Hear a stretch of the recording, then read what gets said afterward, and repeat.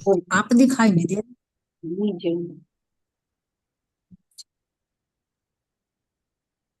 बोले श्री प्राणनाथ प्यारे की जय, श्री सतगुरु महाराज की जय, सतगुरु श्री रामचंद्र जी महाराज जी की जय।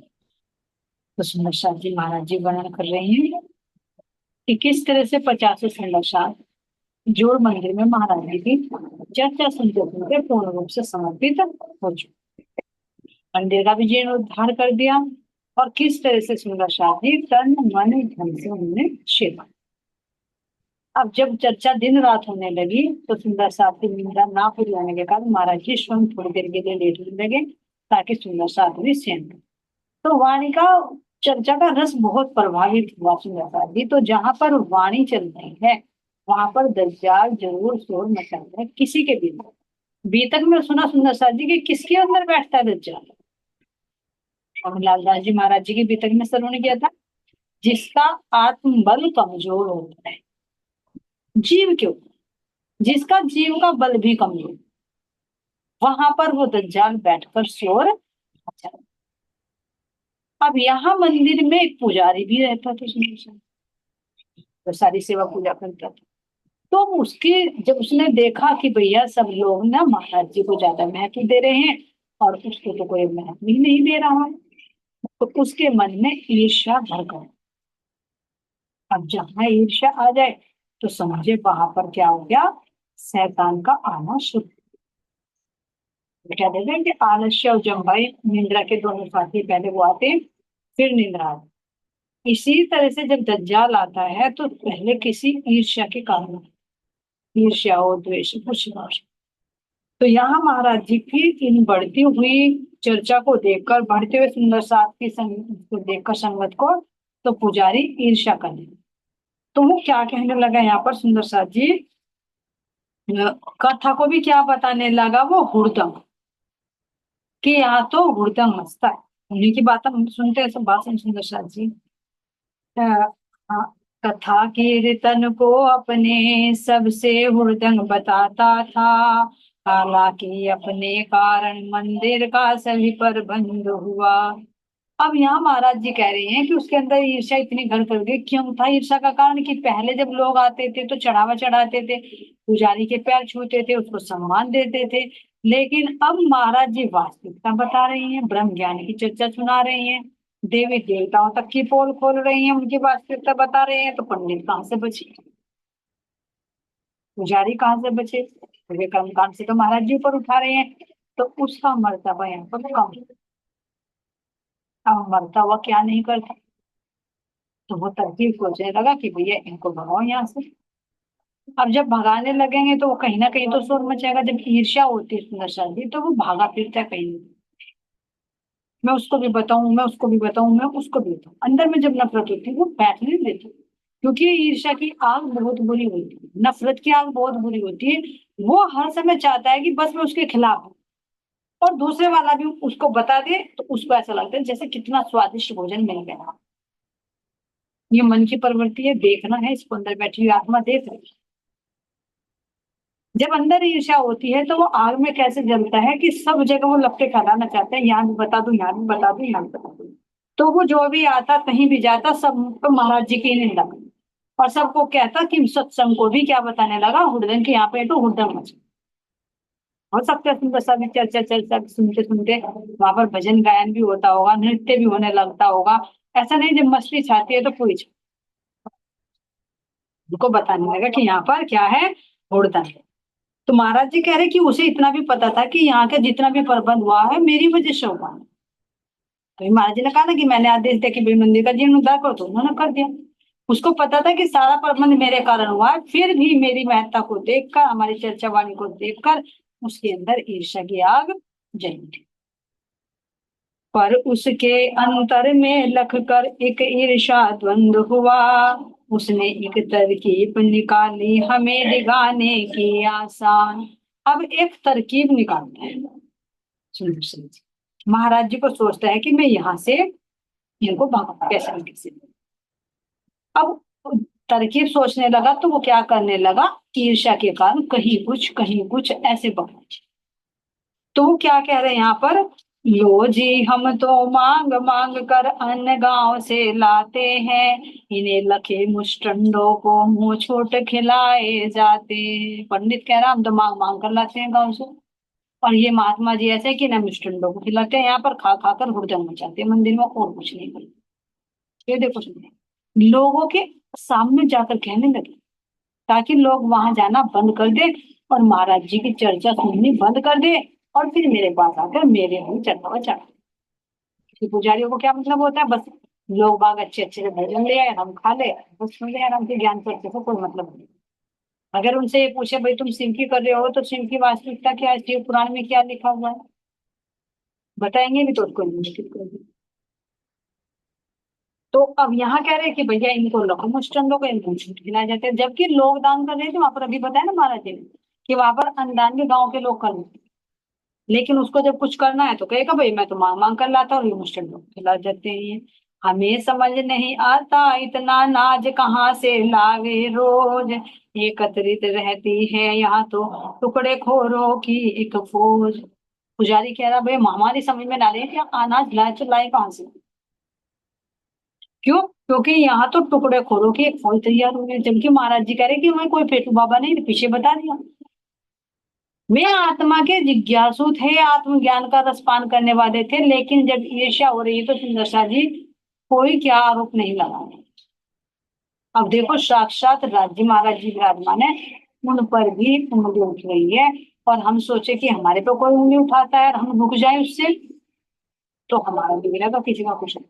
उनका तो कार्य है, उनका तो कार्य है दोष लगाना। ऐसे घर परिवार वाले लगाते, ऐसे रिश्तेदार लगाते, भैया खुद तो बिगड़े हुए हैं, हमारी बीवियों को भी बिगाड़ दी, हमारी पत्नी को बिगाड़ दिया, हमारे बच्चों को भी लाइन पर लगा दिया, खुद तो बिगड़े हुए थे, इनको भी बिगाड़ दिया। तो ये देखे सुनिए, एक महीने के लिए क्या आई, अपने रंग में रंग कर ले गई, हमारी बहू हमारी नहीं रही। अरे भैया धनी ने भेजा है, बच्चे को तो जन्म दिया दिया, लेकिन एक आत्मा भी अपने जन्म में आ गई, और इससे बड़ी बात क्या हो, उस धनी का कारण बनता है कुछ ना कुछ। तो सुंदर साथ चीज सब उंगली उठाएंगे, लेकिन इनकी बातों को एक से सुनो, दूसरे से निकाल दो, इसकी जो वास्तविकता वो लेते चले। जब महाराज जी पर उंगली उठ रही है, जो साक्षात धाम धनी अंदर विराजमान है, तो हम किस खेत की उंगली। महाराज जी तो चमत्कार भी दिखा देते हैं, उनको अच्छी तरह से समझा देते हैं, हमारे पास इतना ज्ञान भी नहीं कि उन्हें वेद शास्त्रों की साक्षी देकर समझे, और समझेंगे भी नहीं। उल्टे सींग मारेंगे, पहाड़ी बैल के सींग है। हम तो शर्म कर जाएंगे बोलने में, लेकिन कहते हैं बस बस बस बस अपना ज्ञान अपने पास रखो, हमें नहीं सुनिए बस, तुम आगे क्या बोलो, बस ठीक है भैया जो दे रही है पल्ला पसार कर ले लो, ठीक है जब न्याय होगा ना जब देखिए। तो ऐसे महाराज जी पर वो पुजारी कलंक लगाने उसने शुरू कर दिया, शोर मचाना शुरू कर दिया। ये है सुन्नत जी दज्जाल, किसी के भी अंदर बैठ सकता, जो माया का पुजारी। करना और कराना कुछ नहीं, हाय हाय रहती हर वक्त, बढ़ तो जाते हैं रोजाना, कमती नहीं होते कम वक्त। पुजारी पूरा भूल रहा है, कह रहा है ना करना कराना तो कुछ नहीं, घर बार छोड़ छोड़ रखा, खेती में काम कर रहे तो वो भी छोड़ दिया, करना कराना कुछ नहीं, बस हालत में हाय हाय हाय धनी हाय पिया, हाय धनी हाय पिया, बस यही रहती है। और इतनी भी ऐसा हो रही कि बढ़ते ही जा रहे बढ़ते जा रहे, कम वक्त कम तो हो ही नहीं रहे, क्योंकि उसको तो ये है कि महाराज जी की सेना ना बढ़े। ये देखो जी वो पुजारी नहीं, वो हम भी कर देते कभी कभी ये काम, क्यों, क्योंकि ज्यादा संख्या बढ़ती जा रही, और पुजारी सोच रहा है कि उससे उसकी कोई बात भी ना पूछे, तो वो तो ये चाह रहा है कि कट जाए, मैं बुराई करूं और लोग टूट जाए, लेकिन वो देख रहा है कि मेरा तो कहीं असर चल ही नहीं रहा, तो भैया ये तो कम वक्त बढ़ते जा रहे, कम तो होने का टाइम काम ही नहीं ले रहे, मैं तो लोगों के सामने बहुत ढिंडोरा पीट रहा हूँ। लेकिन सुंदर साथ जी झूठ के पाँव नहीं, कुछ दिन शोर मचता है, लेकिन फिर वो टूट पड़ता है, गिर पड़ता है, क्योंकि बिना पाँव के चलता है, लेकिन सत्य को साच को आँच नहीं होती, सत्य में बल होता है। एक बार को लगता है कि डिग जाऊंगा, लेकिन समय आने पर वो गिरता नहीं, खड़ा जो का तो आखिर में सत्य की जीत। तो यहाँ कह रहा है, करता रहा पुजारी भी अपनी सी, हम भी अपनी सी, चलती रही बराबर गाड़ी, अलग अलग हम दोनों की। एक ही गाड़ी है। कहते ना कि तेरी मेरी गाड़ी सड़क पर चलेगी, आगे ना पीछे बराबर चलेगी। तो वही काम महाराज जी का यहाँ पर, बड़ा मंदिर एक है, तेरी गाड़ी भी चल रही है, मेरी गाड़ी भी चल रही है। भैया तू निंदा चुगली बुराई करता रहे, मैं अपने परमात्मा की प्रशंसा करता रहूंगा, अपने सुंदर साथ को रस पिलाता रहूंगा। देखते हैं जीत किसकी होती है। तो ये है सुंदर साथ जी कैसे दज्जाल शोर मचाते हैं। अब यहाँ कह रहे हैं, अपना नियम रोज का था, पांचों गांव में हो आना, एक के बाद एक पे होकर वापिस मंदिर आ जाना। महाराज जी का रोज का नियम है कि मुझे पांचों गांव में होकर आना, एक के बाद एक, एक के बाद एक, पांचों गांव में जाते और वापस लौट कर फिर जुड़ना। तो क्यों जाते सुंदर साहब? घूमने के लिए, चिलम पीने के लिए, भोजन के लिए नहीं, अपनी रूहों को ढूंढने के लिए। रात को बांसुरी बजाकर बुलाते, तो दिन में साक्षात जाकर पुकारते, कहाँ मेरी रूह छुपी गई। पैदल जाते सुंदर सा धन्य है ये भूमि भी, जहाँ पर मेरे सतगुरु के चरण है। इसके बाद एक होकर देखा ना सुंदर शादी की, लक्ष्मी जी ने भी कैसे कहा था कि बच्चों को भी तुम ब्रज के बाल गोपाल हो, बड़ भाग है तुम्हारे जो तुम्हारे यहाँ पर जन्म है। लेकिन कौन सुंदर शादी देखने वालों को नहीं नजर, देखने वालों को तो वही गाँव नजर आएगा, लेकिन जिसका संबंध होगा ना वो सीमेंट है उसमें।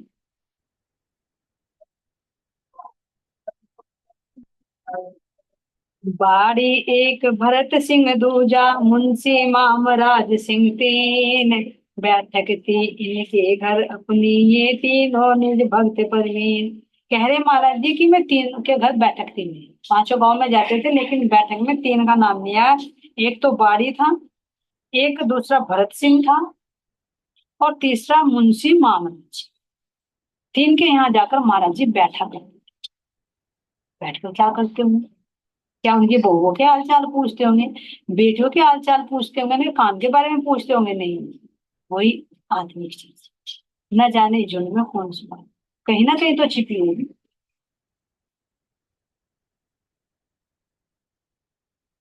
कितना आनंद आता है ना। महाराज जी एक ना मोटी में है ना, कंवरिया लिए हुए, चाप एक एक डंडी लाठी के हाथ में है ना, उस लाठी को लिए हुए महाराज जी कैसे घूम रहे हैं। धन्य है तुम दर्शन जी जो महाराज जी के साथ में, लेकिन हम पता नहीं संकेत करने में करके आए हैं जो महाराज जी की किस संगति से मिले थे।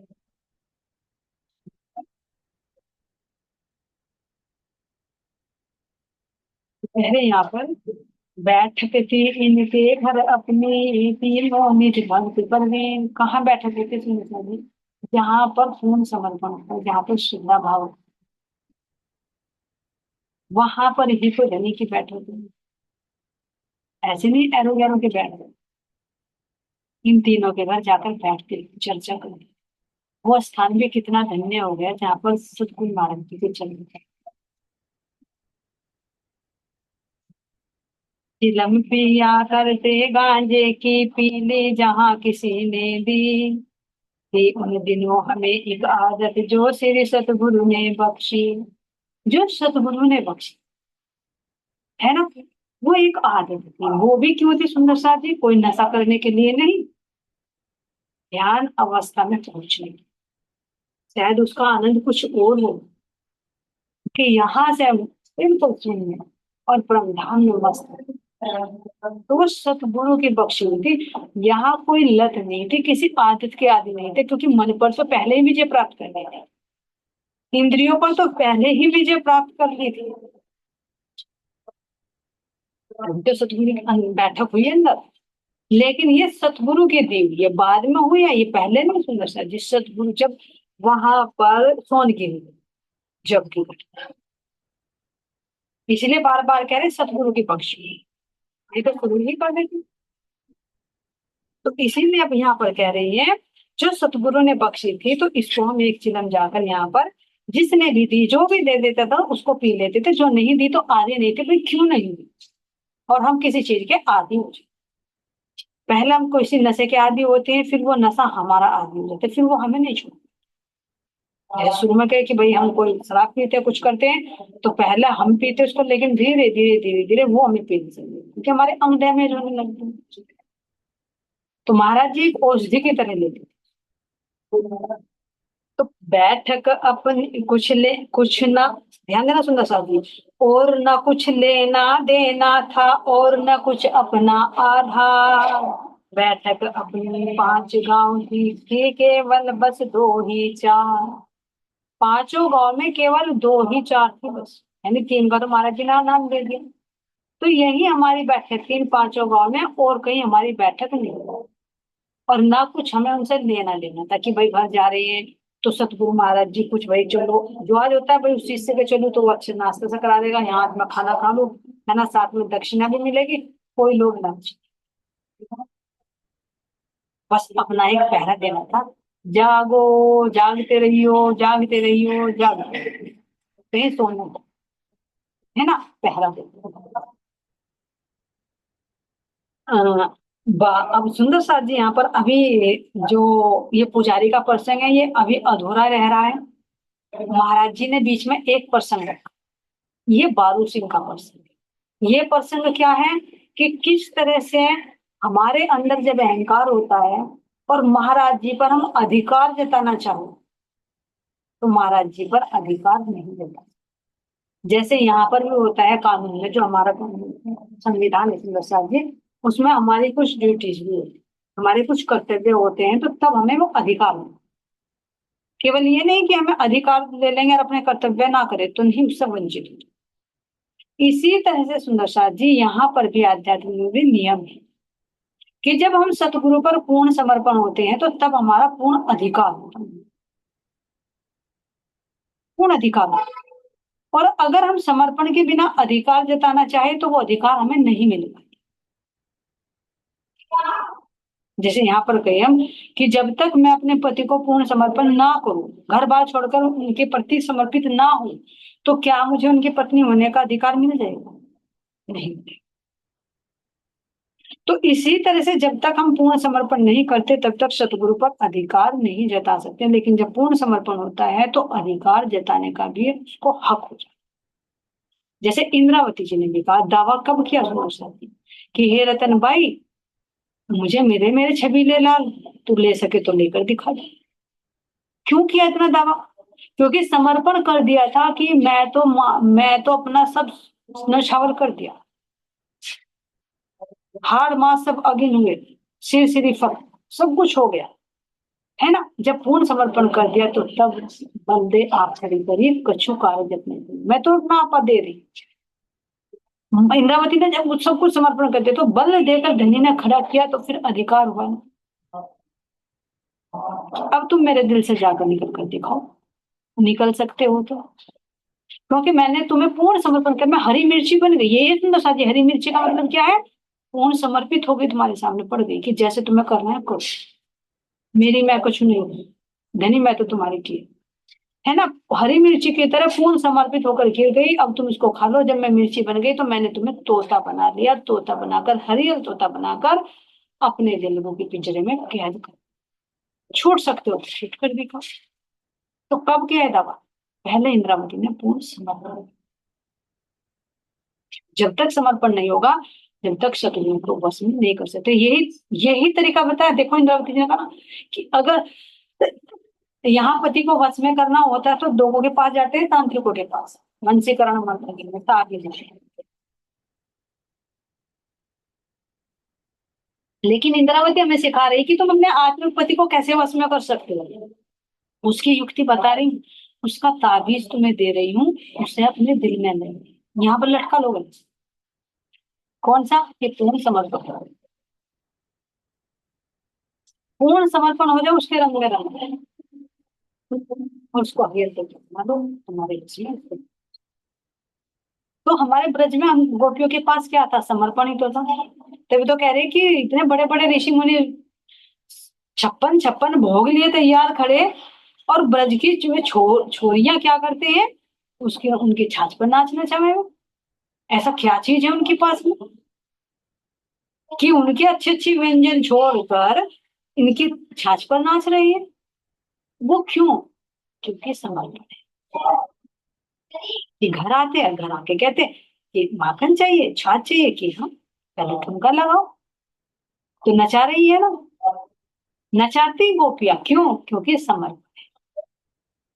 इसीलिए तो सुंदर सा देखो यहाँ के, हम तो ब्रह्मात्माएं कह रहे हैं आपको, लेकिन यहाँ भी देखो जो सूरदास जी का प्रसंग आता है ना, वे तो नेत्रों से अंधे थे।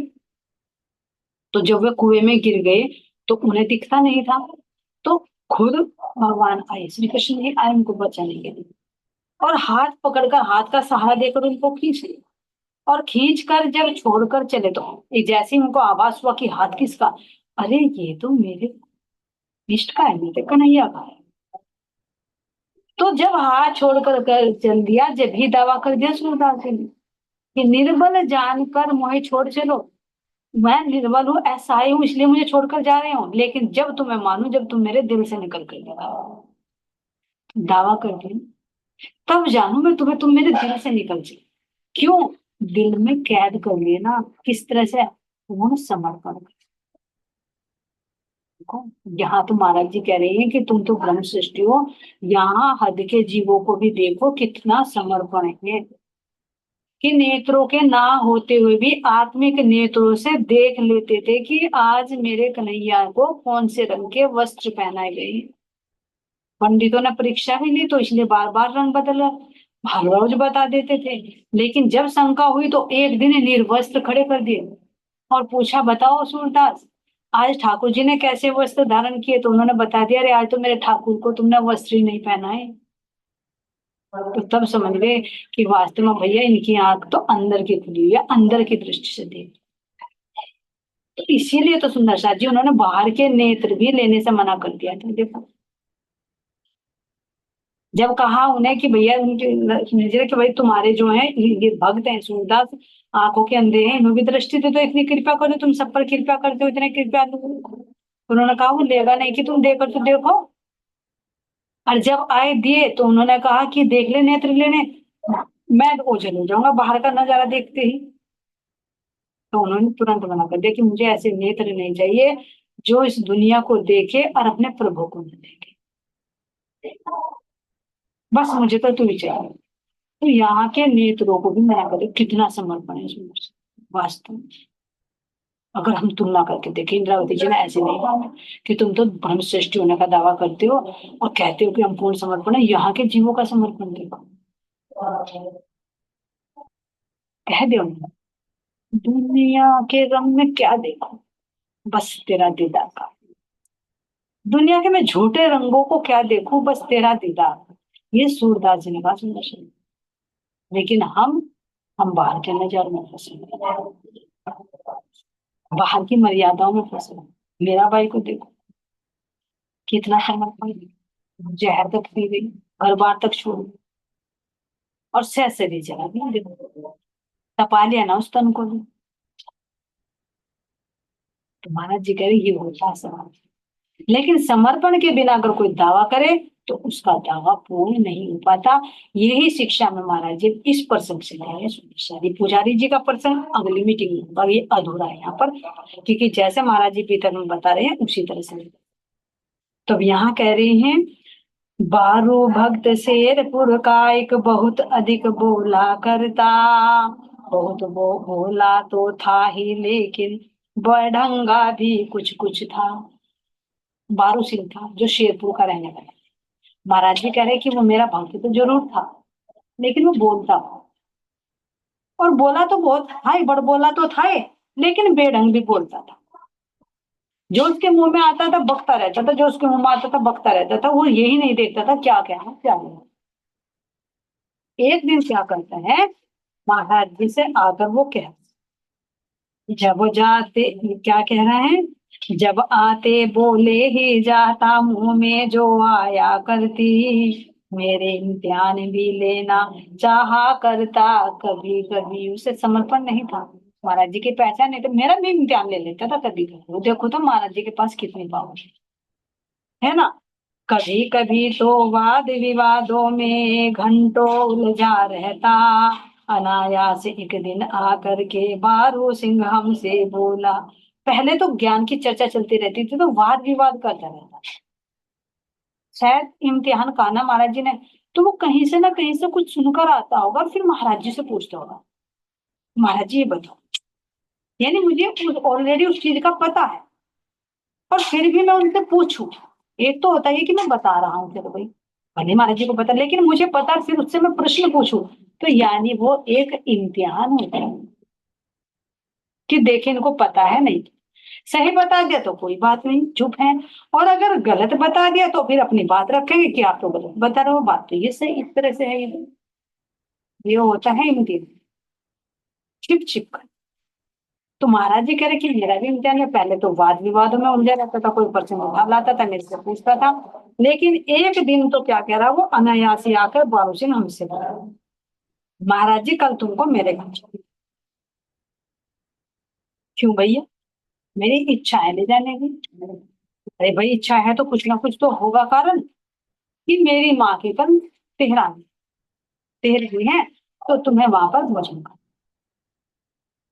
महाराज जी ने कहा भैया ठीक है, तेरा न्योता है सिर माथे, लेकिन भैया हमने इधर उधर जाना भी छोड़ दिया, और हमने किसी की तेरहवीं का भी खाना बंद, हम नहीं खाते तेरहवीं का, है ना, क्यों नहीं खाते? सुंदर जी महाराज जी ने सीखे क्यों क्या, उसकी माँ के मरने का था ब्रह्म भोज तेरहवीं पर, उसे जिमाने की खातिर ले जाना चाहता था हमको घर पर। कि भैया जब सबको न्योता दे रहा हूँ, तो मैं महाराज जी को भी न्योता दे दूं, घर जाएंगे और भोजन कर लेंगे। महाराज जी ने तुरंत मना कर, पहली बात तो हमने जाना होना छोड़ दिया। अब महाराज जी तो जाते थे सुंदर साथ जी, लेकिन जहां अहंकार है वहां बुलाए, तो इसलिए कह रहे हमने जाना। तो यहाँ कह रही है कि उनकी माँ के तेरहवीं का रस्म थी, तो उन्होंने कहा कि भैया इसलिए मेरी इच्छा है कि आप घर चलें। अब महाराज जी कह रहे कि भैया तेरा नोता तो वो सिर मासी है, लेकिन हम तेरहवीं का नहीं झीलते। क्यों नहीं झीलते? क्योंकि तेरहवीं का भोजन अशुद्ध माना जाता है, तामसिक है ना। जैसे श्राद्ध का, अभी मैंने पवित्र जी ने भेज रखा है बीच में कि श्राद्ध का भोजन करने वाला कुत्ता है ना, जैसे घर घर घर घर खा दे।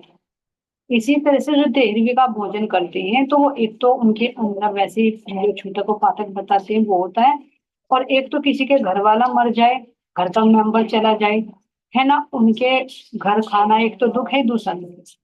और दूसरा कारण ये भी होता है कि जब इसे आहार को लेते हैं, तो हमारे अंदर की जो ऊर्जा होती है वो कम होती है। क्यों? क्योंकि क्यों कराया जाता है भोजन, कि भैया जो मरने वाला चला गया उसके जो उनने कर रखे होंगे कर्म, और जितने लोग खाएंगे, तो उतने लोगों का पुण्य उसके हिस्से में चलाएंगे।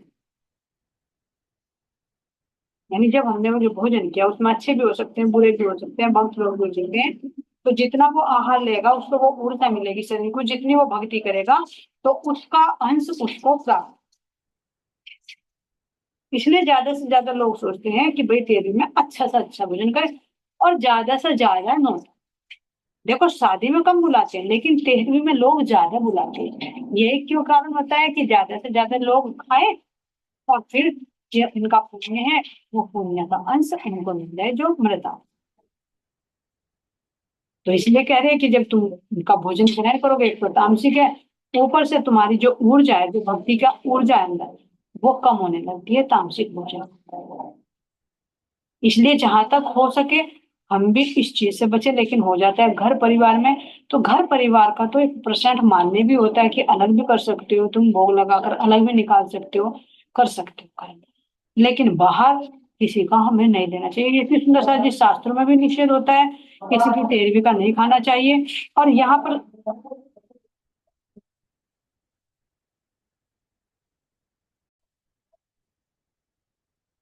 तो शास्त्रों में भी निषेध है कि हमें तेरहवीं का भोजन ग्रहण नहीं करना। और अगर ये कहे तो महाराज जी खुद इसमें बता, अगर हम किसी का ना माने तो महाराज जी की तो मानेंगे। तो महाराज जी कह रहे भैया मैं किसी की तेरहवीं का भोजन ग्रहण नहीं कर।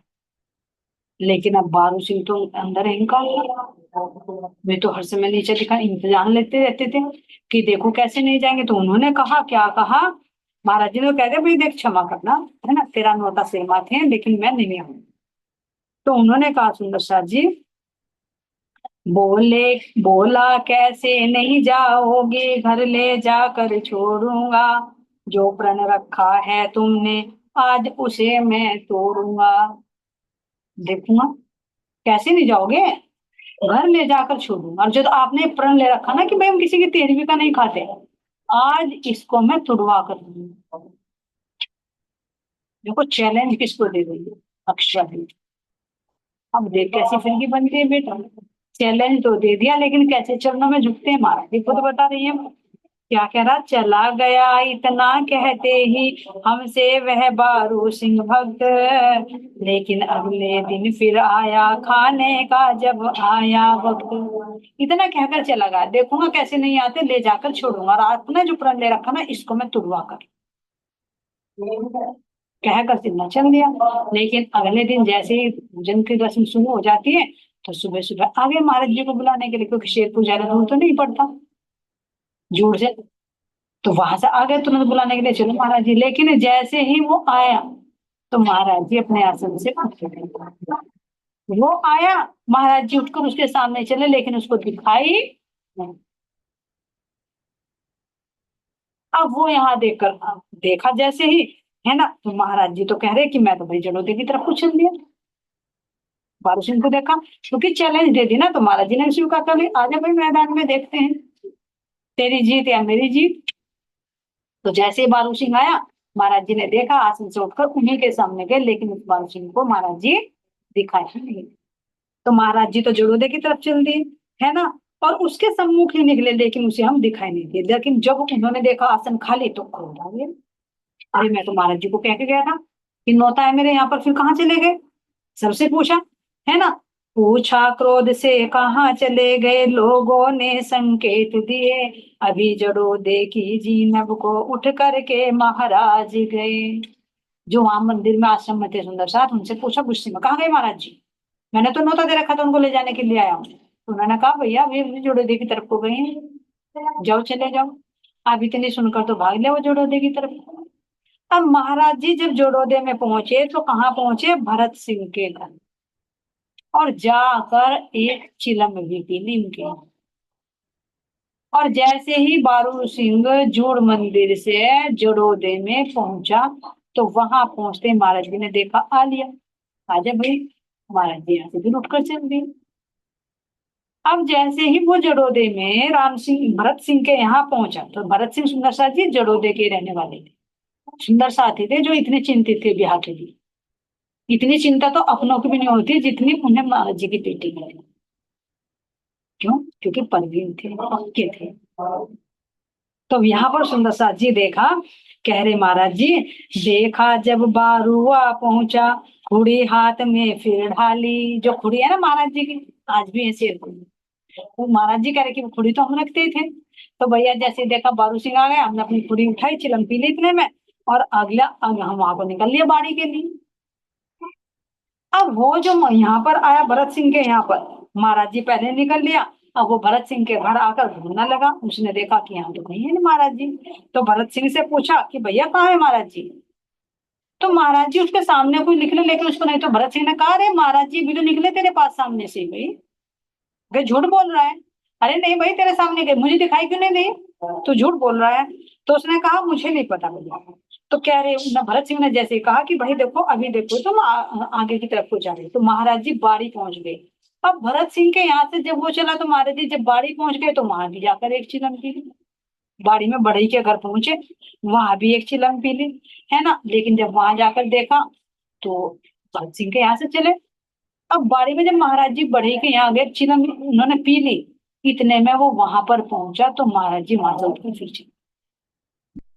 अब जाकर बड़े से पूछे कहाँ है महाराज जी। उसने कहा भैया अभी अभी गए, तू गेट में था, तेरे सामने से निकले, तुझे दिखाई नहीं दी। तो कह रहा भैया मेरे पागल बना रहे हैं सब। क्या लगा, नहीं नहीं झूठ बोल रहा है, मैं तो घर की तलाशी लूंगा। उन्होंने कहा तेरे सामने ना जाते हो तो भैया तलाशी ले भी, जब तेरे सामने निकली है मैं बता रहा हूँ, तो दे ले तू घर की तलाशी। तो उन्होंने बढ़ई के घर में कोना कोना छान मारा, लेकिन कहीं महाराज जी मिलते कहाँ था, अगर होते तो मिलते नहीं।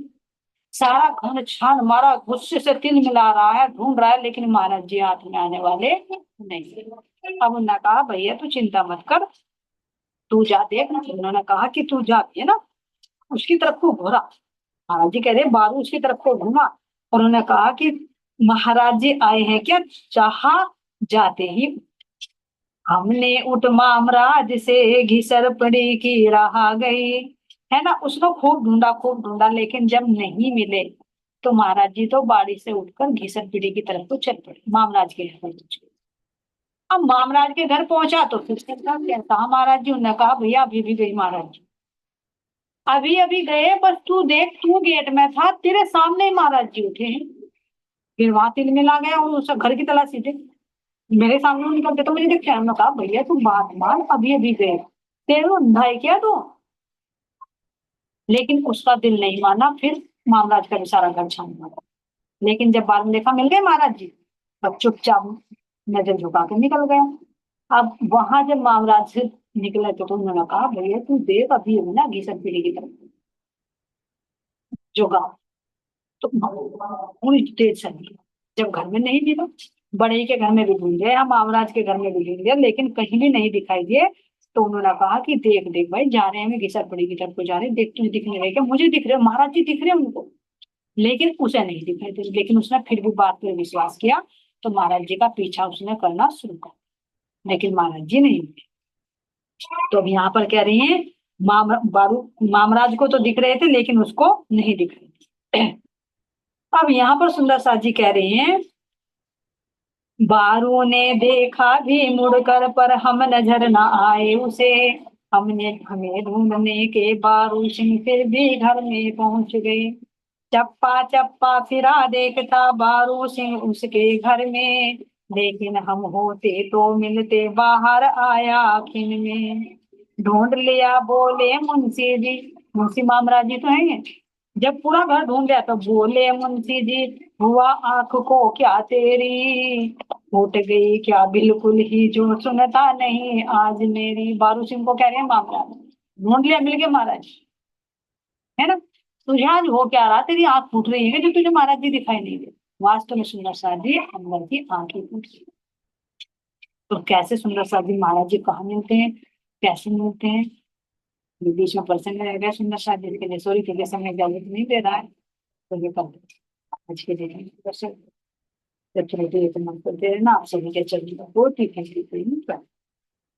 बोले श्री प्राणनाथ प्यारे की जय, श्री सतगुरु रामचंद्र की जय, सतगुरु श्री रामचंद्र जी आपकी सदा सदा ही जय। बहुत ही